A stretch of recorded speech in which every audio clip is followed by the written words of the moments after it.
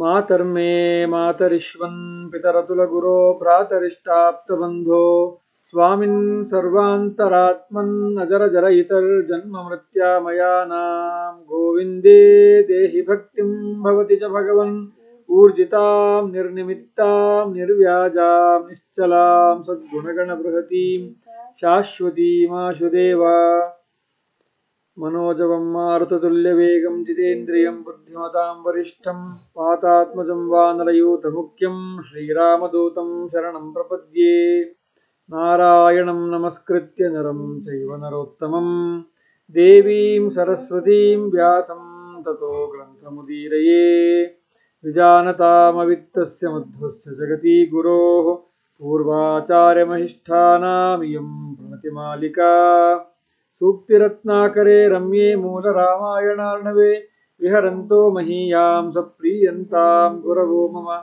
वाल्मीकेर्गौ पुनीयान्नो महीधरपदाश्रया यत्काव्यमुपजीवन्ति कवयस्तरणका इव कूजन्तं राम रामेति मधुरं मधुराक्षरम् आरुह्य कविताशाखां वन्दे वाल्मीकिकोकिलम्। ನಾವು ವಾಲ್ಮೀಕಿ ರಾಮಾಯಣ ಅಯೋಧ್ಯಾಕಾಂಡ 42ನೇ ಸರ್ಗವನ್ನು ನೋಡ್ತಾ ಇದ್ದೀವಿ. ದಶರಥ ಮಹಾರಾಜ ಕುಸಿದು ಬಿದ್ದು ಬಿಟ್ಟ. ದಾರಿಯಲ್ಲೇ ರಾಮನನ್ನ ನೋಡ್ತಾ ನೋಡ್ತಾ ರಾಮ ಯಾವಾಗ ರಾಮನ ರಥ ಕಾಣಿಸ್ತಾ ಇಲ್ಲ, ರಾಮನ ರಥ ಹಿಂದೆ ಎದ್ದ ಧೂಳು ಕೂಡ ಕಾಣಿಸ್ತಾ ಇಲ್ಲ ಅಂತಂದಾಗ ಇನ್ನು ನನ್ನ ರಾಮ ಹೋಗೇ ಬಿಟ್ಟ ಅಂತ ಬಹಳ ದುಃಖ ಕುಸಿದು ಬಿಟ್ಟ. ಕೂಡಲೇ ಕೈಕೇಯಿ ಮತ್ತೆ ಕೌಸಲ್ಯ ಇಬ್ರು ಬಂದ್ರು. ಒಂದು ಕಡೆ ಬಲಗೈ ಹಿಡಿಯೋದಕ್ಕೆ ಕೌಸಲ್ಯ, ಎಡಗೈ ಹಿಡಿಯೋದಕ್ಕೆ ಕೈಕೇಯಿ ಬಂದ್ಲು. ಆಗ ಕೈಕೇಯಿ ಸರಿಯಾಗಿ ಬೈದ ಅವನು. ಕೌಸಲ್ಯ ರಾಜನನ್ನ ಹಿಡಿದು ಎಬ್ಬಿಸಿ ಅವನ ಮೈಯಲ್ಲಿ ಇದ್ದ ಧೂಳನ್ನೆಲ್ಲ ಕೊಡುವಿ ಅವನಿಗೆ ಕೈ ಮುಗಿದು ಅಲ್ಲಿಂದ ಹೊರಟ್ಲು. ಆ ಭಾಗದ ತನಕ ನಾವು ನೋಡಿದ್ವಿ. ಅಲ್ಲಿಂದ ಮುಂದೆ ಈಗ ನೋಡಬೇಕಾಗಿದೆ. ಹತ್ವೇವ ಬ್ರಾಹ್ಮಣಂ ಕಾಮಾತ್ ಸ್ಪೃಷ್ಟ್ವಾಗ್ನಿಮಿವ ಪಾಣಿನ ಅನ್ವತಪ್ಯತ್ ಧರ್ಮಾತ್ಮ ಪುತ್ರಂ ಸಂಚಿಂತ್ಯ ರಾಘವಂ. ದಶರಥ ಅನ್ಕೊಳ್ತಾನ ಅವಾಗ, ಬಹುಶಃ ನಾನು ಹಿಂದೆ ಒಬ್ಬ ಬ್ರಾಹ್ಮಣನ ಕೊಂದಿರಬೇಕು, ಇಲ್ಲವೇ ಅಂದ್ರೆ ನಾನು ಎಂಥ ಪಾಪ ಮಾಡಿದ್ದೀನಿ ಅಂದ್ರೆ ನಾನು ಪಾಪ ಮಾಡಿರೋ ಫಲದಿಂದ ಇವತ್ತು ನನಗೆ ನನ್ನ ಮಗ ಕೈ ತಪ್ಪಿ ಹೋಗಿದ್ದಾನೆ. ಅದು ಎಷ್ಟು ಪಶ್ಚಾತ್ತಾಪ ಆಗಿದೆ. ಒಬ್ಬ ಬ್ರಾಹ್ಮಣನನ್ನ ಕೊಂದ್ರೆ ಏನು ಪಶ್ಚಾತ್ತಾಪ ಆಗಬೇಕು, ಅಥವಾ ಉರಿಯುವ ಅಗ್ನಿ ಮೇಲೆ ಕೈ ಇಟ್ಟರೆ ಸುಟ್ಟಾಗ ಏನು ಅಯ್ಯೋ ಎಂಥ ತಪ್ಪು ಕೆಲಸ ಮಾಡಿದೆ, ಉರಿಯೋ ಬೆಂಕಿ ಮೇಲೆ ಕೈ ಇಟ್ಬಿಟ್ನಲ್ಲ ಅಂತ ಏನು ಪಶ್ಚಾತ್ತಾಪ ಆಗುತ್ತೋ, ಬ್ರಾಹ್ಮಣನ ಬೇಕಂತಲೇ ಕೊಂದ್ರೆ ಏನು ಪಶ್ಚಾತ್ತಾಪ ಆಗುತ್ತೋ, ದಶರಥನಿಗೆ ಆ ರೀತಿ ಪಶ್ಚಾತ್ತಾಪ ಆಗ್ತದೆ. ಅಯ್ಯೋ ನಾನು ಹೀಗೇನಾದ್ರು ಮಾಡ್ಬಿಟ್ನ, ಇಂಥ ತಪ್ಪಾಯ್ತಲ್ಲ ನನ್ನಿಂದ, ನನ್ನ ಗುಣಶ್ರೇಷ್ಠ ನನ್ನ ಪ್ರೀತಿ ಪುತ್ರನ ಮಗನ ಕಾಡಿ ಕಳಿಸ್ಬಿಟ್ನಲ್ಲ ಅಂತ ಅನ್ನೋ ತಪ್ಪೆ ಬಹಳ ಅವನಿಗೆ ಪಶ್ಚಾತ್ತಾಪ ಆಗ್ತದೆ. ಅನ್ನೋ ತಪ್ಪೆ ಒಳಗಡೆ ಖುದ್ದು ಹೋಗ್ತಾ ಇದ್ದಾನೆ.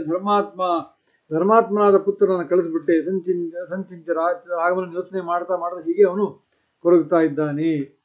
ಅಂದ್ರೆ ಹಾಗೆ ಯಾರೇ ಆಗಲಿ ಬ್ರಾಹ್ಮಣ ಅಂದ್ರೆ ಇಲ್ಲಿ ಒಬ್ಬ ಜ್ಞಾನಿ, ಭಗವಂತನನ್ನ ತಿಳಿಬೇಕು ಅಂತ ನಿರಂತರ ವೇದಾಧ್ಯಯನ ಮಾಡ್ತಾ ಶಾಸ್ತ್ರಾಧ್ಯಯನ ಮಾಡ್ತಾ ಇರೋಂಥ ಒಬ್ಬ ಜ್ಞಾನಿ. ಅಂಥ ಜ್ಞಾನಿಯನ್ನು ಕೊಲ್ಲೋದು ಮಹಾಪಾಪ. ಅಂಥ ಜ್ಞಾನಿಯನ್ನು ಕೊಂದ್ರೆ ಎಷ್ಟು ಪಶ್ಚಾತ್ತಾಪ ಆಗಬೇಕು ಒಬ್ಬನಿಗೆ, ಅಷ್ಟು ಅವನಿಗೆ ದುಃಖ ಪಶ್ಚಾತ್ತಾಪ ಆಗ್ತದೆ. ಏನೋ ತಪ್ಪು ಮಾಡ್ಬಿಟ್ಟು ನನ್ನ ಮಗನ ಹೀಗೆ ಮಾಡಿ ಕಳಿಸ್ಬಿಟ್ಟಿದ್ದೀನಿ ಅಂತ ಆಗ್ತಾ ಇದೆ ಅವನಿಗೆ. ನಿವೃತ್ಯೈವ ಸೀದತೋ ರಥವರ್ತ್ಮಸು ರಾಜ್ಞೋ ನಾತಿ ಬಭೋ ರೂಪಂ ಗ್ರಸ್ತಾಂಶಮತೋ ಯಥಾ. ಪದೇ ಪದೇ ತಿರುಗಿ ಅದೇ ದಾರಿ ನೋಡ್ತಾನೆ. ರಾಮ ಹೋಗಿದ್ದಾರೇನೆ, ಮತ್ತೆ ನೋಡ್ತಾನೆ, ಎಲ್ಲಾದ್ರೂ ರಾಮ ಕಾಣಿಸ್ತಾನೇನೋ. ಮತ್ತೆ ಅಂದ್ರೆ ಕಾಣಿಸಲ್ಲ ಅಂತ ಗೊತ್ತು, ಆದ್ರೆ ಮತ್ತೆ ತಿರುಗಿ ಅದೇ ದಾರಿನೇ ನೋಡ್ತಾ ಇರ್ತಾನೆ ದಶರಥ ಮಹಾರಾಜ. ರಾಜ್ಞೋ ನಾತಿ ಬಭೋ ರೂಪಂ, ಆದ್ರೆ ರಾಮ ಕಾಣಿಸ್ತಿಲ್ಲ, ರಾಮ ರಥವೂ ಕಾಣಿಸ್ತಿಲ್ಲ, ಯಾವುದು ಕಾಣಿಸ್ತಾ ಇಲ್ಲ. ಗ್ರಸ್ತಾಂಶ ಮತೋ ಯಥಾ. ಹೇಗೆ ಅಂದ್ರೆ ದಶರಥನ ಮಹಾರಾಜನ ಮುಖ ಹೇಗಿತ್ತು ಅಂತಂದ್ರೆ, ಸೂರ್ಯನಿಗೆ ಗ್ರಹಣ ಬಡಿದಾಗ ಹೇಗಿರುತ್ತೋ ಕತ್ತಲಾವರಿಸ್ಬಿಟ್ಟು, ಹಾಗೆ ದಶರಥ ಅನ್ನೋ ಸೂರ್ಯನಿಗೆ ಇವಾಗ ಗ್ರಹಣ ಬಡಿದು ಅವನು ಕತ್ತಲಾವರಿಸ್ಬಿಟ್ಟಿದೆ, ಮುಖ ಕಪ್ಪಿಟ್ಟು ಬಿಟ್ಟಿದೆ. ವಿಲಲಾಪಾಸ ದುಃಖಾರ್ಥ ಪ್ರಿಯಂ ಪುತ್ರ ಮನುಸ್ಮರನ್ ನಗರಾಂತಮು ಅನುಪ್ರಾಪ್ತಂ ಬುದ್ಧ್ವಾ ಪುತ್ರಮಥಾಬ್ರವೀತ್. ಹೀಗೆ ಬಹಳ ದುಃಖ ಪಡ್ತಾ, ವಿಲಲಾಪಸ ದುಃಖಾರ್ಥ, ಹೀಗೆ ದುಃಖದಲ್ಲಿ ಏನೇನೋ ಮಗನ ಬಗ್ಗೆ ತನ್ನ ಬಗ್ಗೆ ಮಾತಾಡ್ತಾ ದುಃಖ ಪಡ್ತಾ, ಪ್ರಿಯಂ ಪುತ್ರ ಮನಸ್ಸನ್ನು ತನ್ನ ಪ್ರೀತಿಯ ರಾಮನನ್ನ ಮತ್ತೆ ಯೋಚನೆ ಮಾಡ್ತಾ, ಅವನ ಬಗ್ಗೆ ಸ್ಮರಣೆ ಮಾಡ್ತಾ, ಚಿಂತನೆ ಮಾಡ್ತಾ, ಸ್ಮರಿಸ್ತಾ ನಗರಂ ನಗರಾಂತ ಮನುಪ್ರಾಪ್ತಂ. ಅವನು ಅಂದ್ಕೊಂಡ, ಓ ಇಷ್ಟೊತ್ತಿಗಾಗಲೇ ರಾಮ ಹೋಗಿ ಹೋಗ್ತಾ ಹೋಗ್ತಾ ಹೋಗ್ತಾ ಅಯೋಧ್ಯ ನಗರ ದಾಟ್ಬಿಟ್ಟಿರ್ಬೋದಲ್ವಾ, ಅಯೋಧ್ಯ ನಗರದ ಕೊನೆ ಹೋಗಿರ್ಬೋದಲ್ವಾ ಅಂತ ತಿಳಿದು ಮತ್ತೆ ದುಃಖ ಜಾಸ್ತಿ ಆಗ್ಬಿಡ್ತು. ಆಗ ಮತ್ತೆ ಈ ಮಾತನ್ನು ಹೇಳ್ದ. ಏನಂತ ಹೇಳ್ದ? ವಾಹನಾನಾಂ ಚ ಮುಖ್ಯಾನಾಂ ವಹತಾಂ ತಂ ಮಮಾತ್ಮಜಂ ಪದಾನಿ ಪತಿ ದೃಶ್ಯಂತೆ ಸಮಹಾತ್ಮಾನ ದೃಶ್ಯತೆ. ಇಲ್ಲಿ ನೋಡಿ ಈ ದಾರಿಯಲ್ಲಿ, ಇದೇ ದಾರಿಯಲ್ಲಿ ನನ್ನ ಮಗನ ರಾಮನನ್ನ ಕರ್ಕೊಂಡು ಹೋದ ರಥದ ಕುದುರೆಗಳ ಪಾದರ ಗುರುತು ಕಾಣಿಸ್ತಾ ಇದೆ. ಅದು ನನ್ನ ಮಗ ಕಾಣಿಸ್ತಾ ಇಲ್ವೇ ನನಗೆ? ಅಯ್ಯೋ, ನನ್ನ ಕುದುರೆಗಳ ಹೆಜ್ಜೆ ಗುರುತು ಕಾಣಿಸ್ತಾ ಇದ್ರೆ ರಾಮನ ಕಾಣಿಸ್ತಾ ಇಲ್ವ ನನಗೆ ಅಂತ ದುಃಖ ಪಡ್ತಾ ಇದ್ದಾನೆ. ಯಹ ಆಮೇಲೆ ರಾಮನ ಬಗ್ಗೆ ಚಿಂತಿಸ್ತಾ ಅನ್ಕೊಳ್ತಾನೆ. ಯಹ ಸುಖೇನೋಪಧಾನೇಶು ಶೇತೆ ಚಂದನ ರೂಷಿತಃ ವೀಜ್ಯಮಾನೋ ಮಹಾರ್ಹಾಭಿಃ ಸ್ತ್ರೀಭಿರ್ಮಮ ಸುಧೋತ್ತಮಃ. ರಾಮ ಅರಮನೆಯಲ್ಲಿದ್ದಾಗ ಅವನು ಮಲ್ಕೊಳ್ಳೋದಕ್ಕೆ ಮೊದಲು ಸೇವಕರು ಬಂದು ಚೆನ್ನಾಗಿ ಮೈಗೆಲ್ಲ ಚಂದನವನ್ನು ಬಳಿತಾ ಇದ್ರು. ಸುಖವಾಗಿ ಮೆತ್ತಗೆ ಹಾಸಿಗೆ ಮೇಲೆ ಮಲಗ್ತಾ ಇದ್ದ. ಅಕ್ಕಪಕ್ಕದಲ್ಲಿ ಹೆಣ್ಣು ಮಕ್ಕಳು ನಿಂತು ತಣ್ಣ ಗಾಳಿ ಬೀಸಲಿ ಅಂತ ಅವನಿಗೆ, ಇವಾಗ ಫ್ಯಾನ್ ಇರ್ತಿತ್ತು, ಅಯ್ಯೋ ಫ್ಯಾನ್ ಇರಲಿಲ್ಲ, ಹೆಣ್ಮಕ್ಳು ನಿಂತ್ಕೊಂಡು ರಾತ್ರಿ ತಣ್ಣಗಾಗಲಿ ಅಂತ ಫ್ಯಾನ್ ಬೀಸಣಿಗೆ ಬೀಸ್ತಾ ಇದ್ರು. ಇಂಥ ಸುಖದಲ್ಲಿ ಮಲಗ್ತಾ ಇದ್ದ. ಆದರೆ ಇನ್ನು ಮುಂದೇನು? ಸನೂನಂ ಕುಚಿದೇವಾದ್ಯ ವೃಕ್ಷ ಮೂಲ ಉಪಾಶ್ರಿತಃ ಕಾಷ್ಠಂ ವಾ ಯದಿ ವಾಶ್ಮಂ ಅನುಪದಾಯ ಶಯಿಷ್ಯತೆ. ಇನ್ಮೇಲಾದರೂ ರಾಮ ಯಾವುದೋ ಕಾಡಲ್ಲಿ ಯಾವುದೋ ಮರದ ಕೆಳಗೆ ಬುಡದಲ್ಲಿ ಮಲ್ಕೊಳ್ಬೇಕು. ಮಲ್ಕೊಳ್ಳೋಕ್ಕೆ ಹಾಸಿಗೆ ಇದ್ದರೆ ಒಳ್ಳೆ ದಿಂಬು ಇರ್ತಿತ್ತು. ಆದರೆ ಇಲ್ಲಿ ಯಾವ ದಿಂಬು? ಯಾವುದೋ ಮರದ ಕಟ್ಟಿಗೆ, ಅದನ್ನೇ ದಿಂಬು. ಇಲ್ಲ ಯಾವುದೋ ಕಲ್ಲು ಬಂಡೆ ಮೇಲೋ ತಲೆ ಇಟ್ಕೊಂಡು ಮಲಗಬೇಕು. ಛೇ, ನನ್ನ ಮಗನಿಗೆ ಏನು ಕಷ್ಟ ಬಂದಿದೆ ಅಂತ ಬಹಳ ದುಃಖ ಪಡ್ತಾ ಇದ್ದಾನೆ. ಉತ್ಥಾಸ್ಯತಿ ಚ ಮೇದಿನ್ಯಾಹ ಕೃಪಣಃ ವಾಂಸುಗುಂಠಿತಃ. ಇನ್ನು ಬೆಳಗ್ಗೆ ಹೇಳ್ತಾನೆ, ಅದು ಹೇಳುವಾಗ ಮೈಯೆಲ್ಲ ಧೂಳಾಗಿರುತ್ತೆ. ವಿನಿಶ್ವಸನ್ ಪ್ರಸ್ರವಣಾತ್ ಕರೇಣೂನಾಂ ವಿವಾರ್ಷವಃ. ಆದರೂ ನನ್ನ ಮಗನ ಪೌರುಷಕ್ಕೇನು ಕಮ್ಮಿ ಇರಲ್ಲ. ಕಾಡಲ್ಲೇ ಮಲಗಿದ್ರು ಎದ್ದ ಮೈಯೆಲ್ಲ ಧೂಳಾಗಿರುತ್ತೆ. ಆದರೂ ಹೇಗೆ ಹೇಳ್ತಾನೆ ಗೊತ್ತಾ ನನ್ನ ಮಗ? ಪ್ರಸ್ರವಣ ಅನ್ನೋ ಪರ್ವತದಲ್ಲಿ ಗಂಡ ಎಲ್ಲ ಹೆಣ್ಣಾನೆಗಳಿಗೆ ರಾಜನಾಗಿ ಒಂದು ಗಂಡಾನೆ ಮಲಗಿದ್ದು ಹೇಗೆ ಹೇಳುತ್ತೋ, ಆ ಎದ್ದ ಮೈಯೆಲ್ಲ ಧೂಳಿರುತ್ತೋ ಹಾಗೆ ನನ್ನ ಮಗ ಹೇಳ್ತಾನೆ. ಅಲ್ಲೂ ನನ್ನ ಮಗನ ಪರಾಕ್ರಮ ಶಕ್ತಿ ಬಗ್ಗೆ ಅವನಿಗೆ ಒಂದು ಸಂತೋಷ. ಆದರೆ ಮೈಯೆಲ್ಲ ಧೂಳಾಗಿರುತ್ತಲ್ಲಪ್ಪ, ಅಯ್ಯೋ ಅಂತ ಅವನಿಗೆ ದುಃಖ. ದ್ರಕ್ಷ್ಯಂತಿ ನೂನಂ ಪುರುಷ ದೀರ್ಘಬಾಹುಂ ವನೇಚರಾಹ ರಾಮಮುತ್ಥಾಯ ಗಚ್ಚಂತಂ ಲೋಕನಾಥಂ ಅನಾಥವತು. ಕಾಡಿನಲ್ಲಿ ಎಷ್ಟೋ ಜನ ವನವಾಸಿಗಳಿರ್ತಾರೆ ಅಲ್ವಾ, ಬೇಟೆಗಾರರು ಇರ್ತಾರೆ. ಇನ್ನು ಕೆಲವರು ಕಾಡಿನಲ್ಲೇ ವಾಸ ಮಾಡೋರು ಇರ್ತಾರೆ, ವನವಾಸಿಗಳು. ಇವಾಗಲೂ ಯಾವಾಗಲೂ ಇದ್ರು ಅಂಥವ್ರು ಹೇಳ್ತಾ ಇದ್ದಾನೆ. ದ್ರಕ್ಷ್ಯಂತಿ ನೂನಂ ಪುರುಷ. ಆ ಕಾಡಿನಲ್ಲಿ ವಾಸ ಮಾಡೋ ಜನ ನನ್ನ ಮಗಳನ್ನು ನೋಡ್ತಾರೆ. ಎಂಥವನು? ದೀರ್ಘಬಾಹು, ಉದ್ದವಾದ ಕೈಗಳು, ಬಲಿಷ್ಠವಾದ ತೋಳು, ಉರುಟಾದ ಬಾಹುಗಳು. ಅಂಥ ನನ್ನ ಮಗನನ್ನು ನೋಡ್ತಾರೆ. ರಾಮುತ್ಥಾಪ್ಯ, ಹಿಂಗೆ ಏನಪ್ಪ ಇವನು ಲೋಕವನ್ನೇ ರಕ್ಷಣೆ ಮಾಡಕ್ಕೆ ಯೋಗ್ಯನಾಗಿರುವಂಥ ಇವನು, ಇಂಥ ಪುರುಷ ಈ ಕಾಡಿನಲ್ಲಿ ಅನಾಥನಾಗಿ ಹೇಗೆ ಓಡಾಡ್ತಾ ಇದ್ದಾನೆ ಅಂತ ಅವರೆಲ್ಲ ಆಶ್ಚರ್ಯ ಪಡ್ತಾರೆ ಅಂತ ಕಾಣುತ್ತೆ. ಹಾಗೆ ನನ್ನ ಮಗ ಕಾಡಲ್ಲಿ ಒಬ್ಬನೇ ಅವನು ಲೋಕನಾಥನಾಗಿದ್ರು ಅನಾಥನಂತೆ ಓಡಾಡ್ತಾನಲ್ಲ. ಛೇ, ಎಂಥ ಪರಿಸ್ಥಿತಿ ಅಂತ ಹೇಳ್ತಾರೆ. ನೋಡಿ, ಇದನ್ನು ಹಿಂದೆನೂ ಹೇಳಿದ್ವಿ ನಾವು. ಹೇಗೆ ಜನಗಳು ಅನಾದಿ ಕಾಲದಿಂದ ಬೇರೆ ಬೇರೆ ಕಡೆ ವಾಸ ಮಾಡ್ತಾರೆ. ಎಲ್ಲಿ?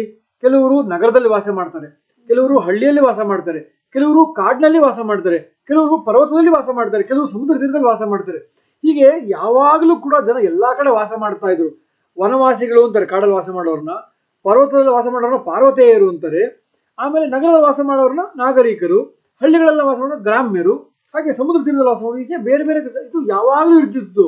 ಆದರೆ ಇವತ್ತು ಕೆಲವು ದುಷ್ಟ ಬುದ್ಧಿ ಜನ ಏನು ಹೇಳ್ತಾರೆ, ಕಾಡಿನಲ್ಲಿ ವಾಸ ಮಾಡೋರೆಲ್ಲ ಆದಿವಾಸಿಗಳು, ಅಂದ್ರೆ ಅವರು ಮೂಲ ವಾಸಿಗಳು, ನಾವೆಲ್ಲರೂ ಎಲ್ಲಿಂದನೋ ಬಂದವರು, ಆಕ್ರಮಣಕಾರರು ಅನ್ನೋ ಒಂದು ಕೆಟ್ಟ ಒಂದು ದುಷ್ಟವಾದ ಮಾತನಾಡ್ತಾರೆ. ಆದರೆ ಹಿಂದೆ ಅವರು ದುಷ್ಟ ಬುದ್ಧಿ ಅಷ್ಟೇ. ಸಮಾಜವನ್ನ, ದೇಶವನ್ನ, ನಮ್ಮ ಸನಾತನವನ್ನು ಒಡೆಯುವಂಥ ದುರ್ಬುದ್ಧಿ ಇರೋದು ಅಂತ ಹೇಳೋದ್ರಲ್ಲಿ. ಹಾಗಾಗಿ ಕಾಡಿನಲ್ಲಿರೋ ತಕ್ಷಣ ಅವರೆಲ್ಲ ಆದಿವಾಸಿಗಳು, ಎಲ್ಲಿಂದ ನಮಗಿಂತ ಮೊದಲೇ ಇಲ್ಲಿದ್ದವರು, ನಾವು ಆಮೇಲೆ ಬಂದವರು ಅಂತ ಅರ್ಥ ಅಲ್ಲ.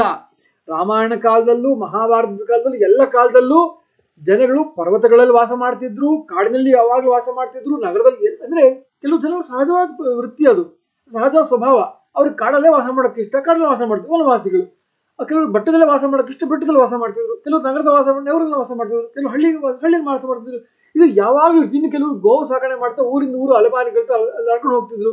ಇದು ಯಾವಾಗಲೂ ಇರ್ತಿತ್ತು. ಕಾಡಿನಲ್ಲಿದ್ದಾಕ್ಷಣ ಜನಗಳು ಅವರು ಆದಿವಾಸಿಗಳಲ್ಲ, ಅವರು ವನವಾಸಿಗಳಷ್ಟೇ. ಈ ಆದಿವಾಸಿ ಆದಿವಾಸಿ ಅನ್ಕೊಂಡು ಈಗ ಇಂಗ್ಲಿಷ್ ಟ್ರೈಬಲ್ ಅಂತ ಹೇಳ್ಕೊಂಡು ಒಂದು ಕೆಲವರು ಈ ಲೆಫ್ಟಿಸ್ಟ್ಗಳಿಂದ ಅವರು ಕೆಟ್ಟ ಬುದ್ಧಿಯಿಂದ ಹೇಳ್ತಾರೆ, ಓ ಈ ಆದಿವಾಸಿಗಳು ಟ್ರೈಬಲ್ಸೇ ಮೂಲ ಜನಾಂಗ, ಅವರೇ ಹಿಂದೆ ಯಾವಾಗಲೂ ಭಾರತದಲ್ಲಿದ್ದವರು, ಈಗ ನೀವೆಲ್ಲ ಆಚೆಯಿಂದ ಬಂದವರು ಅಂತ ಏನೇನೋ ಮಾತಾಡಿ ಸಮಾಜವನ್ನು ಒಡೆಯೋ ಪ್ರಯತ್ನ ಮಾಡ್ತಾರೆ. ಅದನ್ನು ನಂಬಬೇಡಿ. ನೋಡಿ ಇಲ್ಲೂ ಹೇಳ್ತಾ ಇದ್ದೇನೆ, ದಶರಥ ನನ್ನ ರಾಮನನ್ನ ಆ ವನವಾಸಿಗಳು ನೋಡ್ತಾರೆ, ಅವ ನೋಡಿ ಏನು ಅನ್ಕೊಳ್ಬೇಡ, ಎಂಥ ಬಲಿಷ್ಠನೋ, ಅವನು ಅನಾಥನಂತ ಯಾಕೆ ಓಡಾಡ್ತಾನೆ ಅಂತ ಅನ್ಕೊಳ್ಬೇಡ ಅಂತ ಅವನು ಅನ್ಕೊಳ್ಳೋದು ಹೇಳ್ತಾ ಇದ್ದೇನೆ. ಸಾ ನೂನಂ ಜನಕಸ್ಯೇಷ್ಟ ಸುತ. ಇನ್ನು ಆಮೇಲೆ ರಾಮನ ಬಗ್ಗೆ ಆಯ್ತು, ಈಗ ಸೀತೆ ಬಗ್ಗೆ ಯೋಚನೆ ಮಾಡ್ತಾನೆ. ಸಾ ನೂನಂ ಜನಕಸ್ಯೇಷ್ಟ ಸುತ ಸುಖ ಸದೋಚಿತ ಕಂಟಕಾಕ್ರಮಣ ಕ್ಲಾಂತ ವನಮಧ್ಯ ಗಮಿಷ್ಯತಿ. ಅಯ್ಯೋ ಸೀತೆಯೇನಾದರೂ, ಸಾ ನೂನಂ ಜನಕನ ಮಗಳು ಸೀತೆ ಸದಾ ಅರಮನೆಯ ಸುಖದಲ್ಲಿ ಇರಬೇಕಾದವಳು, ಸದಾ ಸುಖ ಸದೋಚಿತ ಸುಖದಲ್ಲಿ ಇರಬೇಕಾದವಳು. ಆದರೆ ಇವಾಗ ಕಾಡಿನಲ್ಲಿ ನಡಿಬೇಕಾದ್ರೆ ಇಷ್ಟೊಂದು ಗಿಡಗಂಟೆಗಳು, ಮುಳ್ಳಿನ ಗಿಡಗಳಿರುತ್ತೆ. ಆ ಮುಳ್ಳಿನ ಗಿಡ ನಡಿಬೇಕಾದ್ರೆ ಮುಳ್ಳು ಚುಚ್ಚುತ್ತೆ, ಕಾಡಿಂದ ರಕ್ತ ಬರುತ್ತೆ. ಅದನ್ನೆಲ್ಲ ನೋವು ತಿನ್ಕೊಂಡು ಅವಳು ಕಾಡಲ್ಲಿ ಓಡಾಡ್ಬೇಕಲ್ಲಪ್ಪ ನನ್ನ ಸೊಸೆ. ಕಾಡಿನಲ್ಲಿ ಅರಮನೆಯಲ್ಲಿದ್ದಾಗ ಆ ಒಳ್ಳೆ ಹಾಸಿಗೆ ಮೇಲೆ, ಒಳ್ಳೆ ಸುಖವಾದ ರತ್ನಗಂಬಳಿ ಮೇಲೆ, ಕಾರ್ಪೆಟ್ ಮೇಲೆ ಓಡಾಡ್ತಾ ಇದ್ಲು. ಅಮೃತಶಿಲೆ ಮಾರ್ಬಲ್ ಮೇಲೆ ಗ್ರಾನೈಟ್ ಓಡಾಡ್ತಾ ಇದ್ಲು, ಮೃದುವಾದ ಕಾಲು. ಅಂತ ಸೀತೆ ಇವತ್ತು ಕಲ್ಲು ಮುಳ್ಳು ಮೇಲೆ ನಡಿಬೇಕಲ್ಲಪ್ಪ. ಎಂಥ ಪರಿಸ್ಥಿತಿ, ಅವಳು ಎಷ್ಟು ಕಷ್ಟ ಆಗ್ಬೇಡ ಅವಳಿಗೆ ಈ ಕಷ್ಟ ಬರಬಾರ್ದಾಗಿತ್ತು. ಅನಭಿಜ್ಞ ವನಾನಾಂಸ ನೂನಂ ಭಯಮುಪೈಷ್ಯತಿ ಶ್ವಪದಾನಾರ್ಧಿತಂ ಶ್ರುತ್ವಾ ಗಂಭೀರಂ ರೋಮಹರ್ಷಣಂ. ಪಾಪ ಅವಳಿಗೆ ಕಾಡಲ್ಲಿದ್ದ ಅನುಭವನೇ ಇಲ್ಲ. ಅನಭಿಜ್ಞ ವನಾನಾಂಸ, ಕಾಡಿನಲ್ಲಿ ಎಷ್ಟು ಭಯ ಇರುತ್ತೆ. ಪಾಪ ಅವಳು ಕಾಡಲ್ಲಿ ಹೋದಾಗ ಭಯಮುಪೈಷ್ಯತಿ, ಭಯಗೊಂಡ್ಬಿಟ್ಟಿರ್ತಾಳೆ ಕಾಡಲ್ಲಿ ಇರೋದ್ರಿಂದ. ಈಗ ಯಾಕೆಂದ್ರೆ ಕಾಡಿನಲ್ಲಿ ವನಮೃಗಗಳು ಘೋರವಾಗಿ ಕಿರಿಸ್ತಾ ಇರ್ತವೆ, ಭೀಕರವಾಗಿ ಶಬ್ದ ಮಾಡ್ತಿರ್ತವೆ. ಅದನ್ನೆಲ್ಲ ಕೇಳಿ ಸೀತೆಗೆ ಎಷ್ಟು ಭಯ ಆಗ್ತಾ ಇರಬೇಡ. ಅಯ್ಯೋ ಪಾಪವೇ. ಸಕಾಮ ಭವ ಕೈಕೇಯಿ ವಿಧವಾ ರಾಜ್ಯಮಾವಸ ನಹಿ ತಂ ಪುರುಷವ್ಯಾಘ್ರಂ ವಿನಾ ಜೀವಿತ ಮುತ್ಸೈ. ಸೀತೆ ಬಗ್ಗೆ, ರಾಮನ ಬಗ್ಗೆ, ಅವ್ರಿಗಾಗೋ ಕಷ್ಟದ ಬಗ್ಗೆ ಯೋಚನೆ ಮಾಡ್ತಾ ಆಮೇಲೆ ತಿರುಗಿ ನೋಡ್ತಾಳೆ. ಕೈಕೇಯಿ ಕಾಣಿಸ್ತಾಳೆ. ಆಗ ಹೇಳ್ತಾಳೆ, ಕೈಕೇಯಿ ನಿನ್ನ ಆಸೆ ಈಡೇರ್ತಲ್ವಾ, ಸಕಾಮಾಭವ ಕೈಕೇಯಿ, ನಿನ್ನ ಆಸೆ ಈಡೇರ್ತು. ಆದ್ರೆ ನನ್ನ ಪ್ರೀತಿಯ ಮಗ ಪುರುಷ ಶ್ರೇಷ್ಠನಾದ ರಾಮನನ್ನ ಬಿಟ್ಟು ನಾನು ಬದುಕಿರೋದಿಲ್ಲ, ನಾನು ಸತ್ತು ಹೋಗ್ತೀನಿ, ನೀನು ವಿಧೇಯ ಆಗ್ತೀಯಾ. ಆದ್ರೆ ನಿನ್ನ ಆಸೆ ಈಡೇರಿಸ್ಕೊಂಡಿದ್ಯಾ, ವಿಧೇಯ ಆಗಿ ಈ ರಾಜ್ಯ ಸುಖವನ್ನು ಏನು ಅನುಭವಿಸು ನೀನು. ನಾನಂತೂ ನನ್ನ ಮಗ ಇದ್ದೆ, ನಾನು ಬದುಕಿರೋದಿಲ್ಲ, ನಾನು ಸತ್ತು ಹೋಗ್ತೀನಿ ಅಂತ ಅವನು ಹೇಳ್ತಾನೆ. ಇತ್ಯೇವ, ಅವನು ಸತ್ತು ಹೋಗ್ತೀನಿ ಅಂದ್ರೆ ಅವನು ಸೂಸೈಡ್ ಮಾಡ್ಕೊಳ್ಳೋದಿಲ್ಲ ಅಂತ ಹೇಳ್ತಾ ಇಲ್ಲ ಇಲ್ಲಿ. ಅವನಿಗೆ ಗೊತ್ತು, ಸಹಜವಾಗಿ ರಾಮ ಇಲ್ಲದೆ ಅವನಿಗೆ ಬದುಕಿರೋದಕ್ಕಾಗೋದಿಲ್ಲ ಅಂತ ತನ್ನ ಸ್ಥಿತಿ ಅವನಿಗೆ ಚೆನ್ನಾಗಿ ಗೊತ್ತು ದಶರಥನಿಗೆ. ರಾಮ ಅಂದ್ರೆ ಅವನ ಪ್ರಾಣ, ನಿಜವಾಗ್ಲೂ ಪ್ರಾಣವೇ. ರಾಮ ಹೋದ ಅಂದ್ರೆ ಅವನ ಪ್ರಾಣ ಹೋಯ್ತು ಅಂತ ಅವನಿಗೆ. ಅದಕ್ಕೆ ಪದೇ ಅವಾಗ್ಲೂ ಹೇಳ್ದ, ನನ್ಗೆ ರಾಮ ಇಲ್ಲದೆ ಬದುಕಕ್ಕಾಗಲ್ಲ, ಕೈಕೇಯಿ ಅರ್ಥ ಮಾಡ್ಕೋ, ನಿನ್ನ ಕೋಪವನ್ನು ಬಿಡು ಅಂತ ಹೇಳ್ದ. ಕೇಳಲಿಲ್ಲ. ಈಗ ರಾಮ ಹೋಗಿ ಆಯ್ತು, ಈಗ ಹೇಳ್ತಾ ಇದ್ದಾನೆ. ಅವಾಗ್ಲೂ ಹೇಳಿದ್ದ, ನೀನು ವಿಧವೆ ಆಗ್ತೀಯ, ರಾಮ ಕಾಡಿಗೆ ಹೋದ್ರೆ ನಾನು ಬದುಕಿರೋದಿಲ್ಲ ಅಂತ. ಆಗ್ಲೂ ಕೇಳಲಿಲ್ಲ. ಅದೇ ಮಾತನಿಗೆ ಹೇಳ್ತಾ ಇದ್ದಾನೆ. ರಾಮ ನನ್ನ ಬಿಟ್ಟು ಹೋದ, ನಾನಿನ್ ಬದುಕಿರೋಕ್ಕಾಗಲ್ಲ, ನಾನು ಸಾಯ್ತೀನಿ, ನೀನು ವಿಧವೆ ಆಗ್ತೀಯ. ಆದ್ರೆ ನಾನು ಆಸೆ ಈಡೇರಿಸ್ಕೊಂಡಿದ್ಯಲ್ವಾ, ವಿಧವೆ ಆಗಿ ರಾಜ್ಯ ಸುಖ ಭೋಗವನ್ನು ಅನುಭವಿಸಿ ನೀನು ಅಂತ ಅವನು ಕೋಪದಿಂದ ಹೇಳಿದ. ಇತ್ಯೇವಂ ವಿಲಪನ್ ರಾಜ ಜನೋಘೇನಾಭಿ ಸಂವೃತಃ ಅಪಸ್ನಾತ ಇವಾರಿಷ್ಟಂ ಪ್ರವಿವೇಶ ಗೃಹೋತ್ತಮಂ. ಹೀಗೆ ವಿಲಾಪ ಮಾಡ್ತಾ ಮಹಾರಾಜ ತನ್ನ ಅವನ ಸುತ್ತ ಎಲ್ಲ ಅವನ ಜನರೆಲ್ಲ ಸುತ್ತುವರೆದಿದ್ರು. ಅವರ ಜನಗಳ ಜೊತೆ ಅವನು ತನ್ನ ಮನೆಗೆ ಪ್ರವೇಶ ಮಾಡ್ದ. ಅವನು ಪ್ರವೇಶ ಮಾಡುವಾಗ ಹೇಗಿತ್ತು ಅಂದ್ರೆ, ಯಾವ ಸಾವಿಗೆ ಹೋಗಿ ಬಂದು ಸ್ನಾನ ಮಾಡಿ ಬರ್ತಾರಲ್ಲ ಹಾಗಿತ್ತು ಅವನ ಮುಖ. ಸಾವಿಗೆ ಹೋಗಿ ಬಂದಾಗ ದುಃಖ ಇರುತ್ತೆ, ಆ ದುಃಖದಲ್ಲಿ ಮೈಲಿಗೆ ಕಳ್ಕೊಳ್ಳೋದಕ್ಕೆ ಸ್ನಾನ ಮಾಡ್ತೀವಿ. ಆ ಸ್ನಾನ ಮಾಡಿದಾಗ ಏನು ಸಂತೋಷ ಇರಲ್ಲ, ದುಃಖ. ಹಾಗೆ ಇಲ್ಲಿ ದಶರಥ ಹೇಗೆ ಕಾಣಿಸ್ತಾ ಇದೆ ಅಂದ್ರೆ, ಸಾವಿಗೆ ಹೋಗಿ ಬಂದ ವ್ಯಕ್ತಿ ಸ್ನಾನ ಮಾಡಿದಾಗ ಹೇಗಿರ್ತಾನೋ ಹಾಗೆ ದಶರಥನ ಮುಖ ಇತ್ತು. ಹಾಗೆ ಅವನು ತನ್ನ ಮನೆಗೆ ಪ್ರವೇಶ ಮಾಡ್ತಾ ಇದ್ದಾನೆ ತನ್ನ ಜನಗಳ ಜೊತೆಗೆ. ಆಮೇಲೆ ತನ್ನ ಮನೆ, ತನ್ನ ಊರು ನೋಡ್ತಾ ಇದ್ದಾನೆ ಹೇಗಿತ್ತು ಅಂತ. ಯಾಕಂದ್ರೆ ರಾಮನ ನೋಡೋಕ್ಕಿಂತ ಊರು ಆಚೆ ಬಂದಿದ್ದ, ಮನೆಯನ್ನು ಬಿಟ್ಟು ಊರು ಆಚೆ ಬಂದಿದ್ದ. ಈಗ ಆ ಊರಿನಲ್ಲಿ ನೋಡ್ತಾ ಬರ್ತಾನೆ, ಊರು ಹೇಗೆ ಕಾಣಿಸ್ತಾ ಇದೆ ಅಂತ ವಾಲ್ಮೀಕಿ ಹೇಳ್ತಾರೆ. ನೆನಪಿಸ್ಕೊಳ್ಳಿ, ಅವಾಗ ಊರು ಎಷ್ಟು ಸಂಭ್ರಮದಲ್ಲಿತ್ತು, ಇವಾಗ ಅದೇ ಊರು ಹೇಗಾಗಿದೆ ಅಂತ ವಾಲ್ಮೀಕಿ ಹೇಳ್ತಾರೆ. ಶೂನ್ಯ ಚತ್ವಾರ ವೇಶ್ಮಾಂತಾಂ ಸಂವೃತ ಅಪಣ ವೇದಿಕಾಂ ಕ್ಲಾಂತ ದುರ್ಲಭ ದುಃಖಾರ್ಥಾಂ ನಾತ್ಯಾಕೀರ್ಣ ಮಹಾಪಥಾಂ. ಶೂನ್ಯ. ಆಮೇಲೆ ಅಂದ್ರೆ ಎಲ್ಲ ಮನೆಗಳು ಜಗಳಿರ್ತಿತ್ತು. ಆ ಜಗಳಗಳ ಜನಗಳು ತುಂಬಿರ್ತಿದ್ರು, ಮಾತಾಡ್ತಾ ಇದ್ರು, ಏನೋ ಕೆಲಸಗಳು ನಡೀತಾ ಇತ್ತು. ಆದರೆ ಮನೆಗಳೆಲ್ಲ ಖಾಲಿ, ಮನೆಗಳ ಜಗಳಗಳೆಲ್ಲ ಖಾಲಿ, ರಸ್ತೆಗಳೆಲ್ಲ ಬರಿದು, ರಸ್ತೆಗಳ ಚೌಕಗಳು ಅಂದ್ರೆ ಇಂಟರ್ಸೆಕ್ಷನ್ ಇದೆ, ಸರ್ಕಲ್ ಅಂತ ಹೇಳ್ತೀವಿ ಅಥವಾ ಸ್ಕ್ವೇರ್ ಅಂತ ಹೇಳ್ತೀವಿ. ಉದಾಹರಣೆಗೆ ಲಂಡನ್ ಇದು ನ್ಯೂಯಾರ್ಕ್ ಟೈಮ್ ಸ್ಕ್ವೇರ್ ಅಂದ್ರೆ ಒಂದು ಮೇನ್ ಜಾಗ ಊರಿನ, ಅಂತ ಊರಿನ ಮೇನ್ ಜಾಗಗಳು, ಸರ್ಕಲ್ಗಳು, ಇಂಟರ್ಸೆಕ್ಷನ್ಗಳು, ಸ್ಕ್ವೇರ್ಗಳು ಎಲ್ಲ ಬರಿದು ಖಾಲಿ, ಮನೆಯ ಜಗಲುಗಳು ಖಾಲಿ, ರಸ್ತೆಗಳೆಲ್ಲ ಜನಗಳೇ ಇಲ್ಲ. ಸಮೃದ್ಧಾಪಣ ವೇದಿಕಾಂ, ಅಂಗಡಿಗಳೆಲ್ಲ ಮುಚ್ಚಿದೆ, ದೇವಸ್ಥಾನಗಳು, ಯಜ್ಞ ಮಂಟಪಗಳೆಲ್ಲ ಖಾಲಿ, ಅದೆಲ್ಲ ಮುಚ್ಚಿದೆ, ಏನು ನಡೀತಾ ಇಲ್ಲ. ಕ್ಲಾಂತ ದುರ್ಲಭ ದುಃಖಾರ್ಥಂ, ಇನ್ನು ಜನಗಳು ಅಲ್ಲೋ ಇಲ್ಲೋ ಕೆಲವರು ಇದ್ದಾರೆ, ಆದ್ರೆ ಅವರದ್ದು ನೋಡೋಕೆ ಹೇಗಿದ್ದಾರೆ, ಎಲ್ಲರೂ ಸುಸ್ತಾಗ್ಬಿಟ್ಟಿದ್ದಾರೆ, ದಣಿದು ಹೋಗ್ಬಿಟ್ಟಿದ್ದಾರೆ, ಆಯಾಸ ಆಗ್ಬಿಟ್ಟಿದೆ, ದುಃಖದಿಂದ ಎಲ್ಲರೂ ಸೋತ್ ಹೋಗ್ಬಿಟ್ಟಿದ್ದಾರೆ. ನಾತ್ಯಾಕೀರ್ಣಂ ಮಹಾಪಥಂ, ಹೆದ್ದಾರಿಗಳಲ್ಲಿ, ಮಹಾಪಥಗಳಲ್ಲಿ, ರಸ್ತೆಗಳಲ್ಲಿ ಜನರೇ ಇಲ್ಲ, ಇದ್ರು ಅಲ್ಲೊಬ್ರು ಅವ್ರು ಹೀಗೆ ಕಾಣಿಸ್ತಾ ಇದ್ದಾರೆ. ತಾಮವೇಕ್ಷ ಪುರೀಂ ಸರ್ವಾಂ, ಇಂಥ ತನ್ನ ಅಯೋಧ್ಯ ನಗರಿಯನ್ನು ನೋಡ್ತಾ, ರಾಮನನ್ನೇ ಚಿಂತನೆ ಮಾಡ್ತಾ, ರಾಮಮೇವಾನು ಚಿಂತೆಯನ್ ವಿಲಪನ್, ವಿಲಾಪ ಮಾಡ್ತಾ, ಪ್ರಾವಿಶದ್ ರಾಜ ಗೃಹಂ ಸೂರ್ಯ ಇವಾಂಬುದಂ, ತನ್ನ ಮನೆಗೆ ಹೊಕ್ಕ, ಹೇಗೆ ಸೂರ್ಯ ಮೋಡದೊಳಗೆ ಹೊಕ್ಕಾಗ ಹೇಗಿರುತ್ತೋ ಹಾಗೆ ಅವನು ತನ್ನ ಮನೆಗೆ ಹೊಕ್ಕ, ಮನೆಗೆ ಪ್ರವೇಶ ಮಾಡಿದ. ಮಹಾಹೃದಮಿವಾಕ್ಷೋಭ್ಯಂ ಸುಪರ್ಣೇನ ಹೃತೋರಗಂ ರಾಮೇಣ ರಹಿತಂ ವೇಶ್ಮ ವೈದೇಹ್ಯ ಲಕ್ಷ್ಮಣೇನ ಚ, ಮನೆಗೆ ಪ್ರವೇಶ ಮಾಡ್ತಾನೆ. ಮನೆಯಲ್ಲಿ ರಾಮ ಇಲ್ಲ, ಸೀತೆ ಇಲ್ಲ, ಲಕ್ಷ್ಮಣ ಇಲ್ಲ, ಮನೆಯೆಲ್ಲ ಬಿಕೋ ಅಂತ ಇದೆ. ಅಥ ಗದ್ಗದ ಶಬ್ದಸ್ತು ವಿಲಪನ್ ವಸುಧಾಧಿಪಃ ಉವಾಚ ಮೃದು ಮಂದಾರ್ಥಂ ವಚನಂ ದೀನಮಸ್ವರಂ. ಮಾತಾಡಬೇಕು ಅನ್ಕೊಳ್ತಾ ಇದ್ದಾನೆ, ಕಷ್ಟ ಆಗ್ತಾ ಇದೆ, ಗಂಟಲಲ್ಲಿ ನೀರು ತುಂಬಿಬಿಟ್ಟಿದೆ, ಗದ್ಗದನಾಗಿ ಮಾತನಾಡುತ್ತಿದ್ದಾನೆ, ದುಃಖದ ಏನೋ ಮಾತಾಡ್ತಾ ಇದ್ದಾನೆ. ನಿಧಾನವಾಗಿ ಮೃದುವಾಗಿ ಮೆಲ್ಲ ಧ್ವನಿಯಲ್ಲಿ ಅವನು ದೀನನಾಗಿ ತನ್ನ ಸುತ್ತ ಇದ್ದ ಸೇವಕರಿಗೆ ಹೇಳ್ತಾನೆ. ಏನಂತ ಹೇಳ್ತಾನೆ? ಕೌಸಲ್ಯಾಯ ಗೃಹಂ ಶೀಘ್ರಂ ರಾಮಮಾತುರ್ ನಯಂತು ಮಾಂ ನಹ್ಯನ್ಯತ್ರ ಮಮಾಶ್ವಾಸೋ ಹೃದಯಸ್ಯ ಭವಿಷ್ಯತಿ. ಹೇಳ್ತಾನೆ, ನನ್ನನ್ನು ಕೌಸಲ್ಯಗೆ ಮನೆಗೆ ಕರ್ಕೊಂಡು ಹೋಗಿ, ರಾಮನ ತಾಯಿ ಕೌಸಲ್ಯ ಮನೆಗೆ ಕರ್ಕೊಂಡು ಹೋಗಿ, ಯಾಕೆಂದ್ರೆ ಆ ಕೌಸಲ್ಯ ಮನೆ ಅಲ್ಲದೆ ನನಗೆ ಇನ್ನೆಲ್ಲೂ ನೆಮ್ಮದಿ ಸಿಗಲ್ಲ, ಹಾಗಾಗಿ ಬೇಗ ನನಗೆ ಕೌಸಲ್ಯ ಮನೆಗೆ ಕರ್ಕೊಂಡು ಹೋಗಿ ಅಂತ ಹೇಳ್ತಾನೆ. ಇದೇ ರಾಜ ಬಹುಶಃ ರಾಮ ಹುಟ್ಟಿದಾಗ ಕೌಸಲ್ಯ ಮನೆಗೆ ಹೋಗಿದ್ದಾನೆ ರಾಮನ್ ನೋಡೋದಕ್ಕೆ. 27 ವರ್ಷದಿಂದ ಅವನು, ಈಗ ರಾಮನಿಗೆ 27 ವರ್ಷ ಆಡಿ ಹೋಗಾಗ, ಅವನು ಕೌಸಲ್ಯ ಮನೆಗೇ ಹೋಗಿಲ್ಲ, ಯಾವಾಗಲೂ ಕೈಕೇಯಿ ಮನೆಗೆ ಹೋಗ್ತಿದ್ದ. ಎಷ್ಟು ನೋವಾಗಿರಬೇಡ ಹೆಂಡತಿಗೆ, ಅವಳು ಮತ್ತೆ ಹಿರಿಯ ರಾಣಿ, ಪಟ್ಟದರಸಿ, 3 ಹಿರಿಯ ಪಟ್ಟದರಸಿರು ಅವಳೇ ಹಿರಿಯಳು, ಗುಣದಲ್ಲಿ ಶ್ರೇಷ್ಠಳು. ಆದರೆ ಒಂದು ಸಾರಿ ಹೆಂಡತಿ ಮನೆಗೆ ಹೋಗಿರ್ಲಿಲ್ಲ. ಎಷ್ಟು ನೋವು ಉಂಡಿರ್ಬೇಡ ಎಷ್ಟು ಜನ. ಅದರ ಜೊತೆಗೆ ಕೈಕೇಯಿಯ ರಾಜಕೀಯಗಳು, ಮಸಲತ್ತುಗಳು, ಇವಳ ಮೇಲೆ ಹಗೆ ಸಾಧಿಸೋದು, ಇದೆಲ್ಲ ಸಹಿಸ್ಕೊಂಡು ಒಂದೇ ಅವಳಿಗೆ ಆಸರೆ ಇದ್ದಿದ್ದು ರಾಮ ರಾಮ ರಾಮ ಅಂತ. ನನ್ನ ಮಗ ಇದ್ದಾನೆ, ಎಷ್ಟೇ ಕಷ್ಟ, ನನ್ನ ಗಂಡ ನಾನು ನೋಡ್ದಿರ್ಬೋದು, ಕೈ ಕಷ್ಟ ಕೊಡ್ಬೋದು ನನಗೆ, ಆದ್ರೆ ನನ್ನ ಮಗ ಇದ್ದಾನೆ, ನನ್ನ ರಾಮ ಇದ್ದಾನೆ ಅಂತ ಬದುಕಿದ್ಲು. ಈಗ ರಾಮನೇ ಇಲ್ವೇ, ಏನಾಗಿರ್ಬೋದು ಅವಳ ಪರಿಸ್ಥಿತಿ ಅಲ್ವಾ?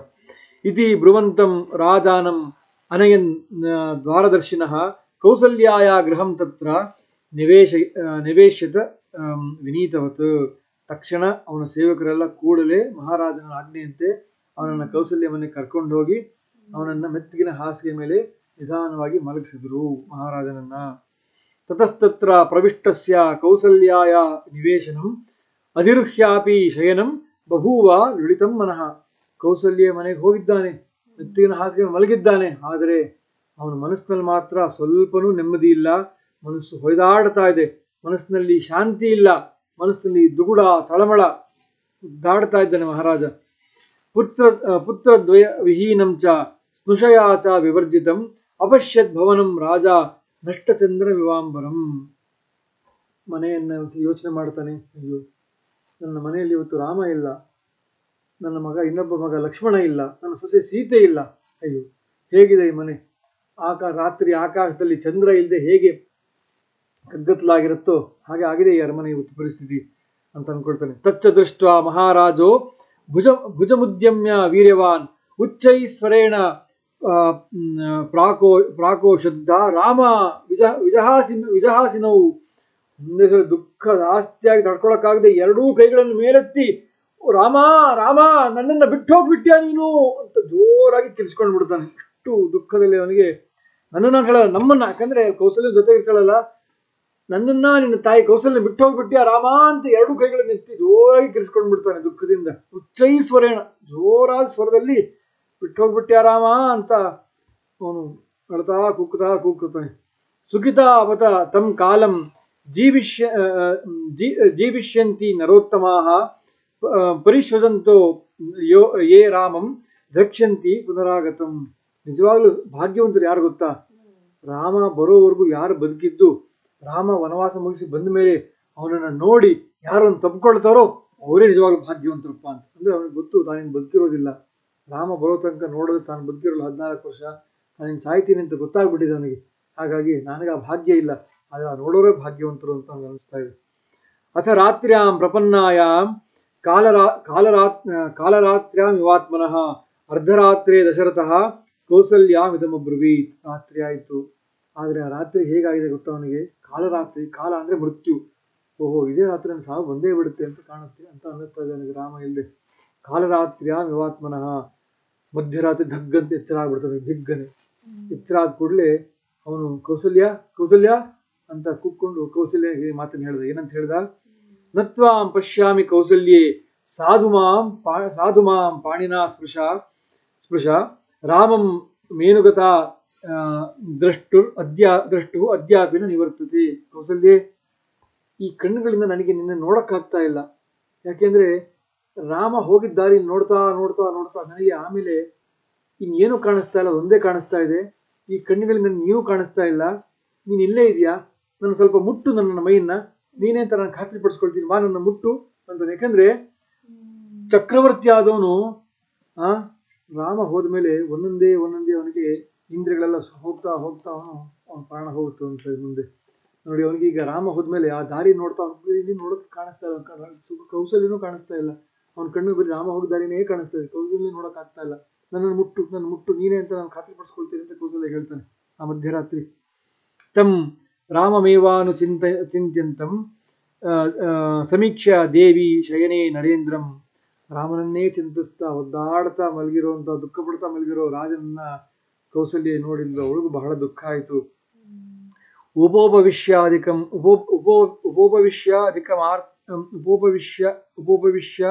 ಅಧಿಕಮಾರ್ತರೂಪ ವಿನಿಶ್ವಸಂತಂ ವಿಲಲಾಪ ಕೃಚ್ಛ್ರಂ. ಕಷ್ಟಪಟ್ಟು ಉಸಿರಾಡ್ತಾ ಇದ್ದಾನೆ ಮಹಾರಾಜ, ಒದ್ದಾಡ್ತಾ ಇದ್ದಾನೆ. ಇಂಥ ಮಹಾರಾಜನ ನೋಡಿ ಅವಳಿಗೂ ಬಹಳ ದುಃಖ ಆಯಿತು.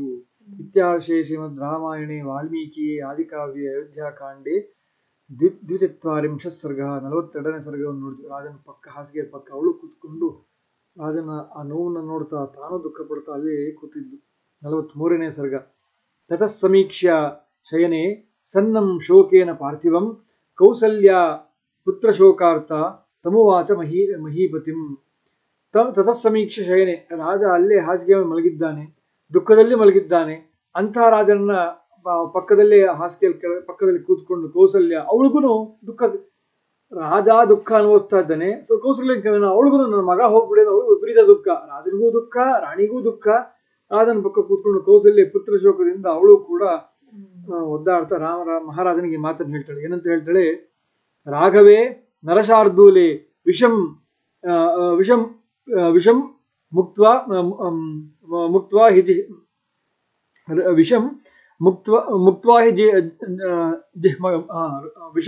ಜಿಹ್ಮಗ ವಿಚರಿಷ್ಯತಿ ಕೈಕೇಯಿ ನಿರ್ಮುಕ್ತೇವ ಹಿ ಪನ್ನಗಿ.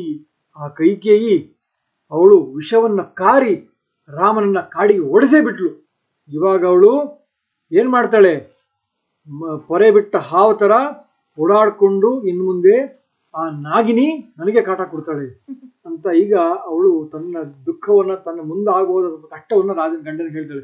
ಯಾಕಂದ್ರೆ ಯೋಚನೆ ಮಾಡಿ, ಇಷ್ಟು ದಿನ ಅವಳಿಗೆ ಗಂಡನ ಹತ್ರ ತನಗೆ ಆಗ್ತಾರೋ ಕಷ್ಟವನ್ನು ಹೇಳ್ಕೊಳಕ್ ಗಂಡ ಬರ್ತಾನೆ ಇರ್ಲಿಲ್ಲ. ಇವಾಗ ಬಂದಿದ್ದಾನೆ, ಆ ಮಗನೂ ಇಲ್ಲ, ತನ್ನ ಕಾಪಾಡೋನ್ ಗಂಡ ಒಬ್ಬನೇ ಅಂತ ಗಂಡನ ಹೇಳ್ತಾ ಇದ್ದಾಳೆ.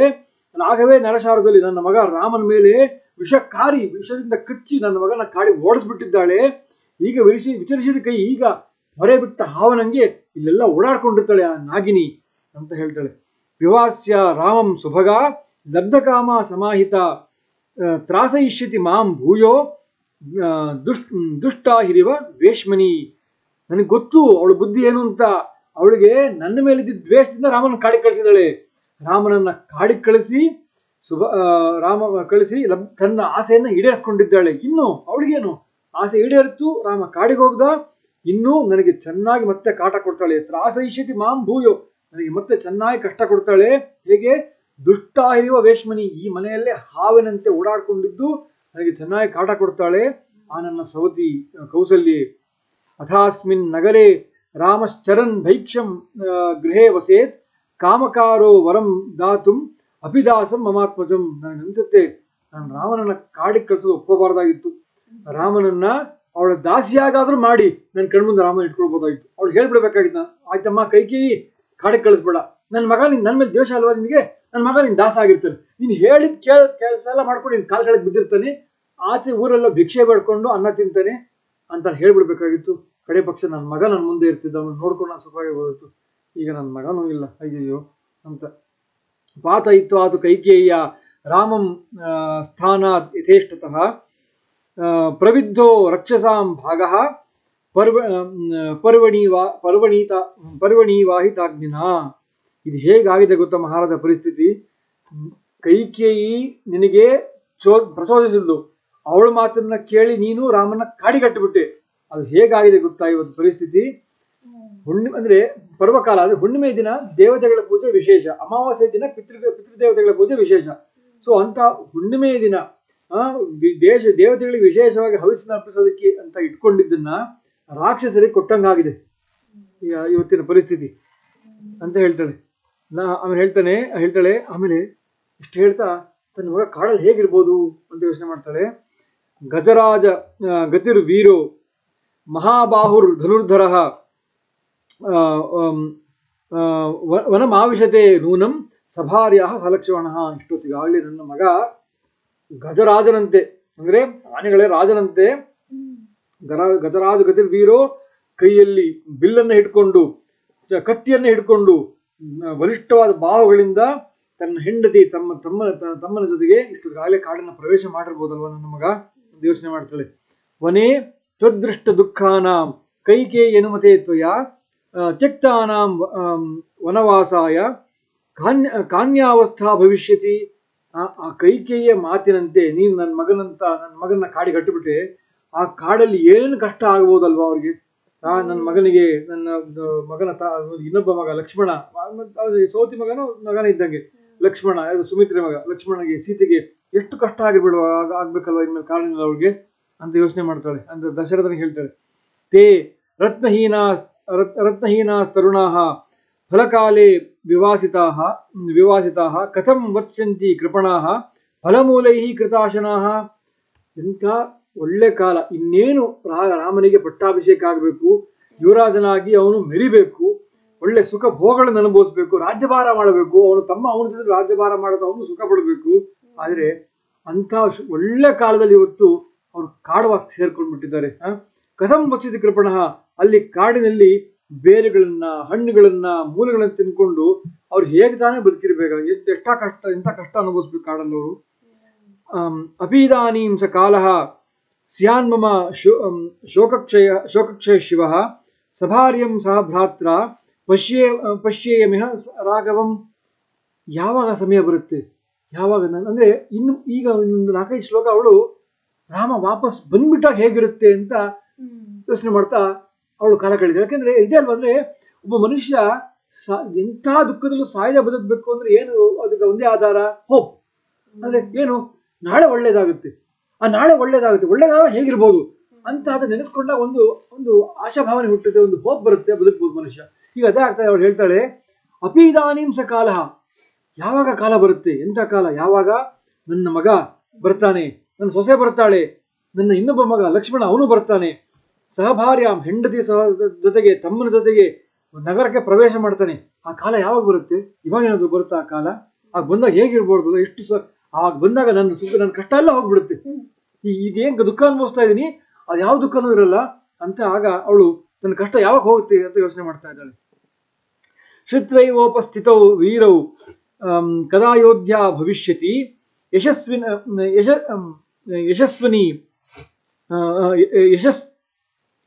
ಯಶಸ್ವಿನಿ ಹೃಷ್ಟಜನ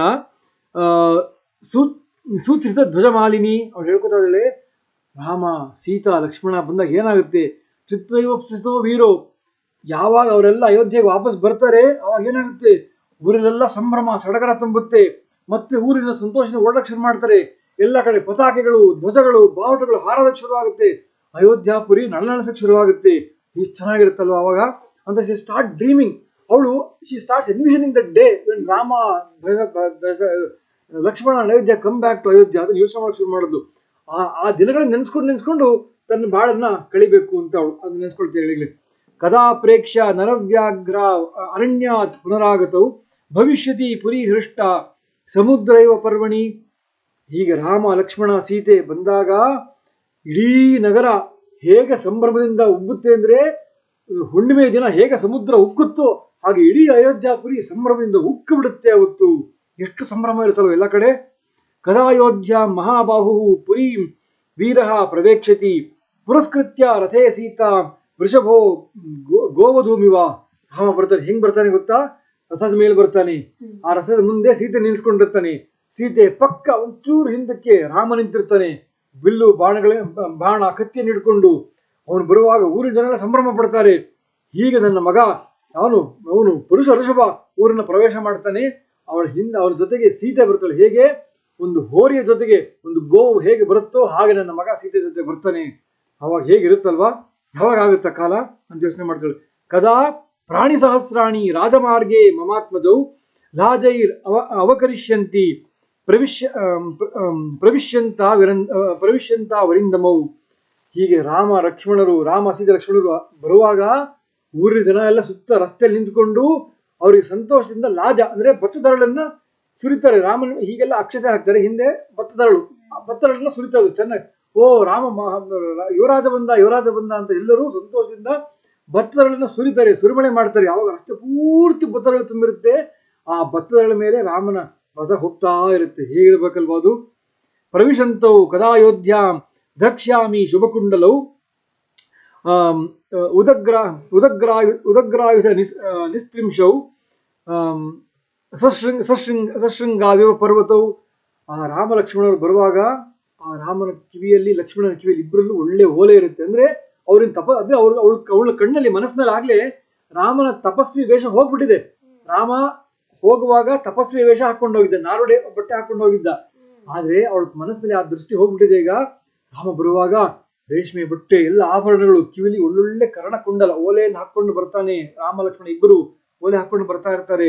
ಕೈಯಲ್ಲಿ ಒಳ್ಳೆ ಬಿಲ್ಲು ಕತ್ತಿ ಹಿಡ್ಕೊಂಡು ಬರ್ತಾ ಇರ್ತಾರೆ.